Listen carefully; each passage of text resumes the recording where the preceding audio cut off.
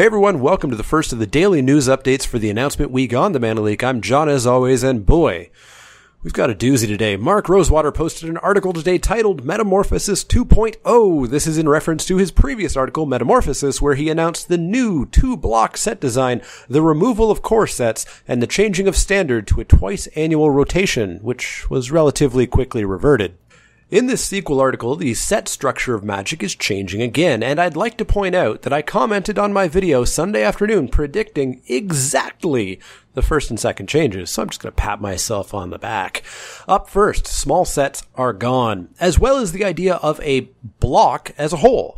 From now on, the fall, winter, and spring sets will all be large, standalone sets. You'll draft 3 packs of this set. When the next one comes out, you'll draft 3 packs of that one. No more 2 packs of one set and 1 pack of another set. No more diluting the draft environment. Now, don't fret. This doesn't mean that we'll be leaving the worlds only a few months after we visit them. Creatively speaking, we will be staying on worlds for as many sets as it makes sense to. This means that some worlds will be 1 set. Some will be 3 sets, maybe even more sets, maybe 2 sets, who knows. As long as we need to stay on a world to tell that story, we're going to be there.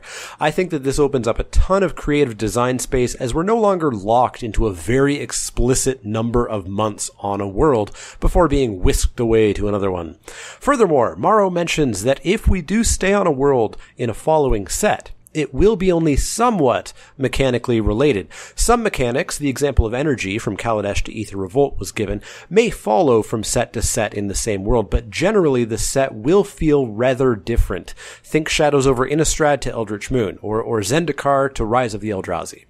All told, as I mentioned in my comment yesterday, I'm super happy with this change. Barring Eldritch Moon, which is very rare and actually entered my top 5, maybe top 10 draft formats of all time, I have at best been able to say that a small set was simply more of the same of the larger set. Usually, it simply was somewhat boringly extending the life of the large set, and while not bad, was just boring. Born of the Gods, Journey into Nyx, I'm looking at you. I don't want to open 9 months worth of Theros packs. And sometimes it just makes things worse. Aether Revolt. Change number 2. We talked about 3 sets, but what about the summer set? Well, core sets are coming back, kind of. The new revamped core sets will be targeted somewhat to newer players, though we'll absolutely have new cards as well as reprints aimed for enfranchised constructed players.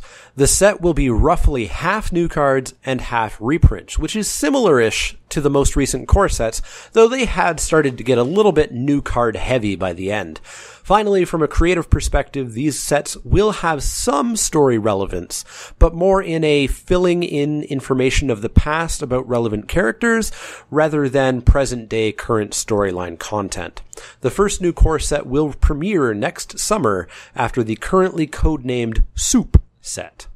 This seems totally fine by me. A half reprint set will allow fixes to standard to be printed way more easily, and getting a callback to a storyline or a planeswalker or a world that we previously visited but aren't yet going to fully revisit is great. You know, what's Koth up to? Where'd Tamio go after she said, I don't want to join the Gatewatch, etc.? While drafting the set will likely wear thin pretty quickly, it's the summer. I'm often going to be out vacationing or being social or otherwise not at F&M drafting every single week. Change number 3 is mostly creative, slightly mechanically because, Gideon isn't going to suddenly be doing Elspeth-style effects. The Gatewatch is going to have a different approach. This was already announced, but without full details. They're going to significantly pull back on how often the Gatewatch will appear as Planeswalker cards. Now note, this doesn't mean the Gatewatch is going away. So if you're one of the many, which does not include me, that hates the very concept of them, you're out of luck. But if you're tired of seeing the same Planeswalker cards, which does include me, then you're in luck. When the story calls for it, likely some big change in a Planeswalker's life, a la Nissa becoming green-blue, they'll get a card.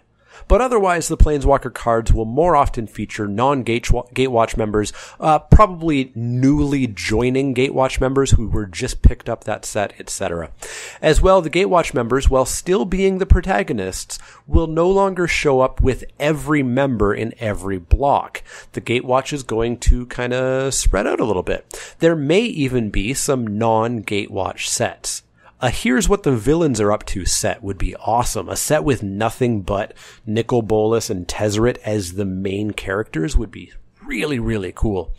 Added onto this change is a note that story cards will still be designed, but only pushed for constructed when they lead to a better constructed environment.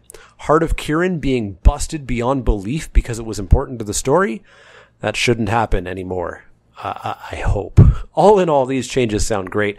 I've actually enjoyed the Gatewatch storyline, and I love having a cohesive storyline throughout Magic year to year. So having it continue, but with a greater creative design space, sounds awesome. And boy, do I hope they do kind of the villain set. I think that would be incredible. Change number 4, we're almost done. The Masterpiece set will revert to being in fewer sets as originally planned, rather than being in every single set. Basically, they pretty quickly realized that if they had a Masterpiece set in every single set, we'd pretty quickly be getting a Masterpiece series in a year or two that was Masterpiece series, I don't know, Masterpiece ATOGs? Yeah, let's do that. Hour of Devastation will still have masterpieces, but Ixalan will not. When will we get them again? Who knows? I'm in favor of this change because even Amonkhet's invocations were starting to dredge up some less than stellar stuff. It does absolutely have the downside of making cards more expensive. Currently, standard cards are very depressed in price because masterpieces have accounted for such a value that all other cards in the box must cost less, or else stores would be farther ahead just opening all of their product and not selling any sealed product. So, card prices will go up. And that's definitely sucky for those on more limited budgets. Ultimately, though, I think this is for the good, as card prices would go up anyways, when in a year or two we got Masterpiece series. Cards with goats on them. Finally, an announcement that we already knew about. The playtest team will be created internally to test out sets more rigorously than the Future League has been doing. What we didn't know, or I didn't know, I hadn't found out this exactly, is that this does include draft and sealed in addition to standard. That excites me because frankly, the last few sets felt extremely under-tested, and we had confirmation that Amonkhet had many changes at the last minute that weren't tested as far as limited went. So I'm very happy to get full confirmation on that. And we're going to get an article this week introducing us to the team and probably more information about that.